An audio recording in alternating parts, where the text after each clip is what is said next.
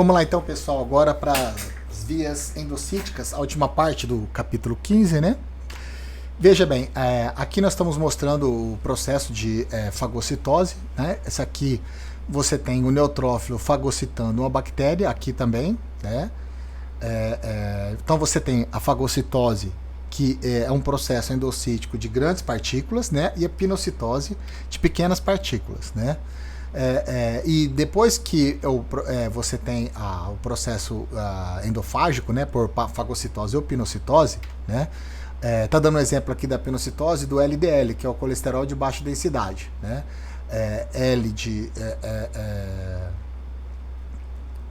do colesterol, né, esse L é de baixa densidade e esse D é de densidade. Então a lipoproteína, esse L é de lipoproteína, porque esse verdinho aqui, ó, é a proteína. O vermelhinho é o colesterol, é a gordura.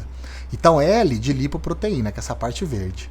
De low density, ou seja, de baixa densidade. Então aqui é o de baixa densidade, o colesterol ruim. Veja, aqui você tem a clatrina formando a vesícula, né? O receptor é acionado pela LDL, certo? Dentro da LDL está o colesterol. Então o receptor é preso à LDL, esse receptor aqui aciona as clatrinas, aqui ele não está colocando adaptina, não colocou só a clatrina, que forma a capa, depois a capa se dissocia, fica só a vesícula com a LDL aqui, que se funde ao endossomo. Quando se funde ao endossomo, você forma a vesícula para recuperação do receptor, para esse receptor voltar a fazer a mesma função de novo aqui, assim que ele encontrar um LDL, certo?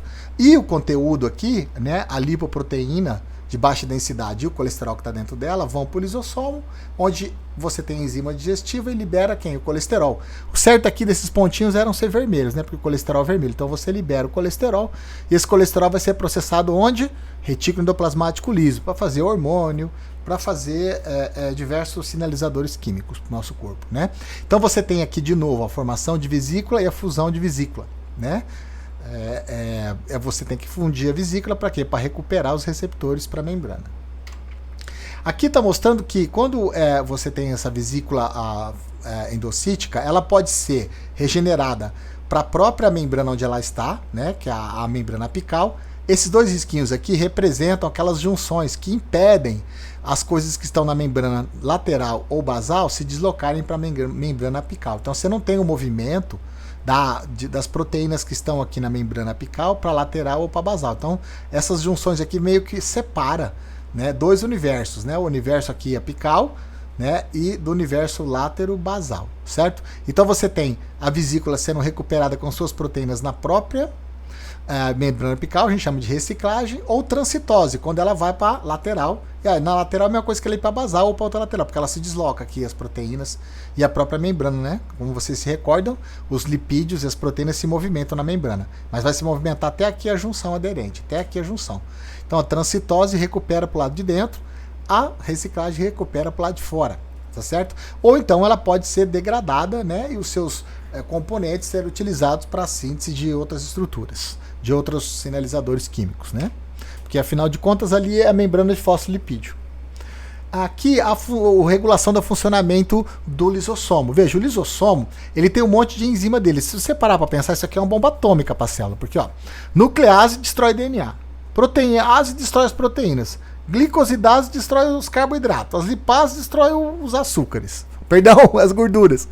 Fosfatase para colocar um fosfato, sulfatase para fosfatase para tirar, né, os fosfatos, sulfatase para desmontar as pontes de sulfeto e fosfolipase para desfosforilar. Veja, isso aqui desmonta tudo que existe na célula. Se isso aqui você soltar, ela simplesmente desmonta a célula inteira fica desmanchada, né? Ou seja, o lisossomo, né, pode ser uma caixa de Pandora, né, que você abre e destrói tudo, destrói você também, né? Ou seja, destrói a própria célula. Só que não. Por quê? Porque existe a bomba de hidrogênio, né? A bomba de hidrogênio regula o funcionamento através do pH, porque são enzimas. Enzimas, para elas operarem, elas precisam de um pH ótimo. Então, quem controla o pH é essa bomba de hidrogênio. Então, se eu regulo o pH, a hora que eu boto num determinado pH, elas funcionam.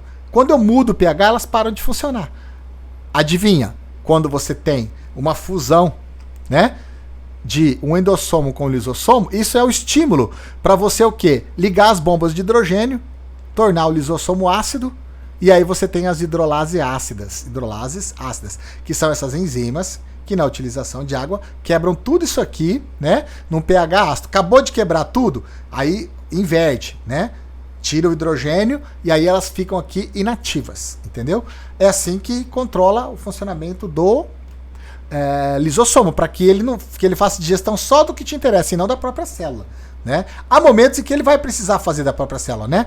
Quando esse exemplo que a gente acabou de mostrar é esse aqui, ó, quando tem um endossomo, faz a digestão celular, né, e aproveita os nutrientes. Mas a célula, ela tem processo de apoptose, de autodigestão, que ela pode fazer quando as mitocôndrias ficam velhas, elas formam um autofagossoma e esse autofagossoma é digerido.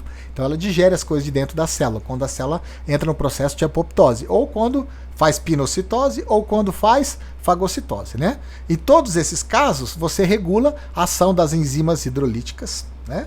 Das hidrolases ácidas, ou enzimas hidrolíticas, que é a mesma coisa, para que elas façam a digestão e o produto da digestão seja reutilizado pela célula, e é isso aí, pessoal.